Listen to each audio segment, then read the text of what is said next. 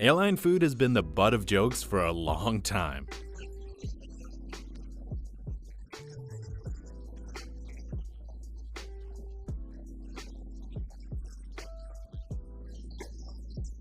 People just don't expect to get on an airline and enjoy the meal they're going to eat. But why does airline food taste so bad? Is it that the airlines are just too cheap to put money into their food? Or is there something else at play? The first airline meals were served on October 11, 1919. It was aboard a Handley Page flight from London to Paris featuring a pre-packed lunchbox that cost interested passengers 3 shillings apiece. Packed lunches, like the original, consisting of sandwiches and fruit, were common for decades following this first course.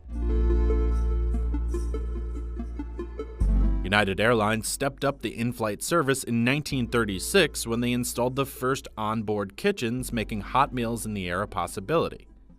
Having a kitchen wasn't possible until this point because engines were much weaker. So much so that diverting power away from them towards an appliance like an oven was somewhat dangerous.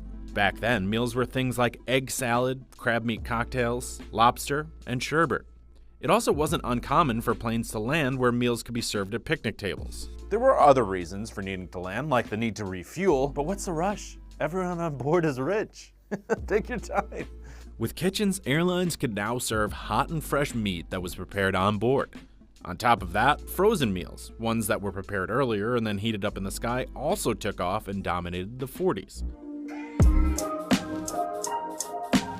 By 1958, jet travel had spread throughout the US, but only the wealthy could enjoy the luxury offered in the skies. And people certainly paid for that luxury. When adjusted for inflation, a TWA flight in the late 1950s from Boston to LA cost $896. A quick Google flight search and I found tickets for that same trip going for under $120 in January of 2019. Just look at how comfortable these people appear in this Pan Am commercial intended to introduce people to the opulence they can expect on board.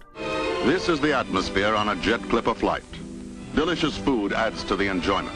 It's prepared in 4 simultaneously operating galleys where dishes can be cooked in 5-minute ovens.